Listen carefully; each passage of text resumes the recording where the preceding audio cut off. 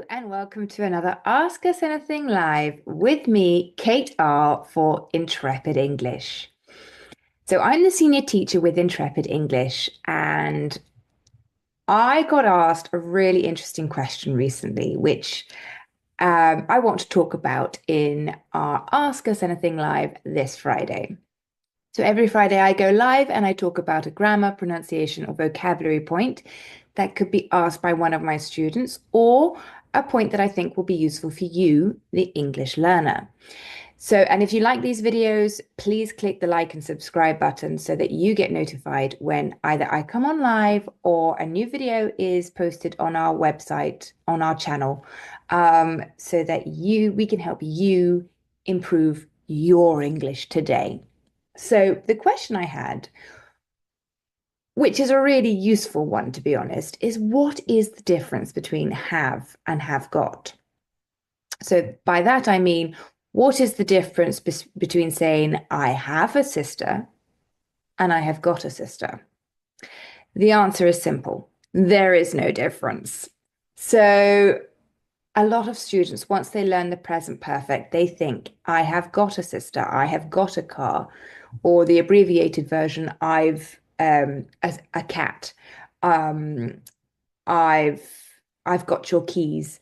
The abbreviated version is very natural and something you will hear a lot. They often get it mistaken with the present perfect, but it is not the present perfect. Have got is just the informal way of saying have in the present.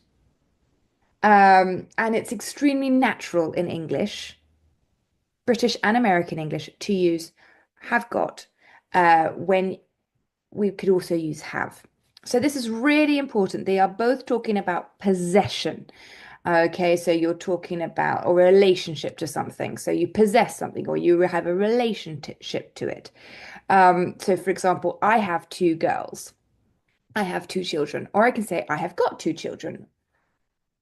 Now, if we're going to abbreviate it, you will hear more often, I've got two children rather than I've two children.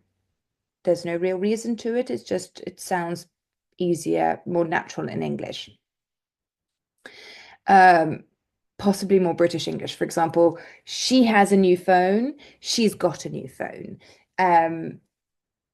Again, when we're abbreviating it, it's just something that's more natural to do with the have got version. So it's really important to remember that they have no difference in meaning.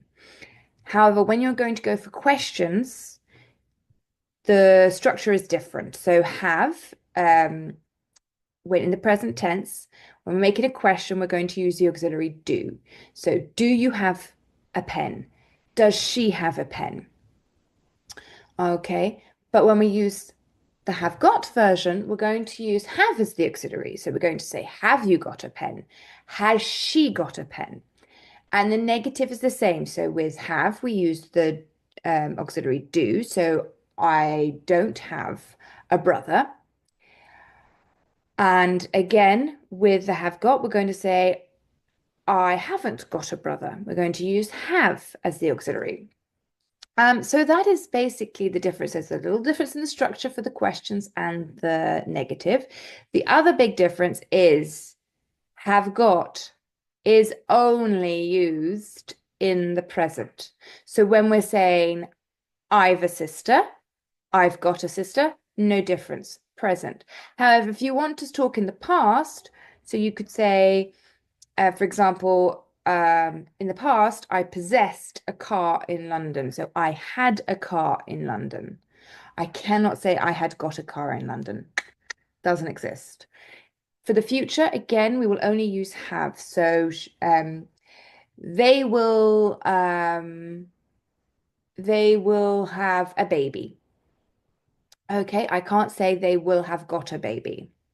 Okay, I can only use it to mean the possession. They will possess a baby. They will have a baby. So that is the difference between have and have got, is that there is no difference in the present. They both mean exactly the same, to possess something, to have a relationship with something, or someone. However, when we are abbreviating it, we're more likely to use the abbreviation with have got.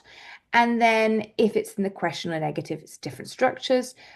And then if you want to use have it, meaning the possession or relationship to something in the past or the future, you have to use only have. You can't use have got. And that's it. So that's just to I hope that cleared things up for you. And in the meantime, and if you have any other questions, please comment below. Otherwise, I hope you have an absolutely wonderful weekend and see you next Friday, where I'm going to be talking about how to make your Q&As. Okay, in your for presentations, how to make your Q&As slay. Okay, because next month, in the month of June, we're going to be refreshing our course on how to give amazing presentations in English to empower you in your businesses and your jobs. Okay, see you next Friday. Bye from me. Bye.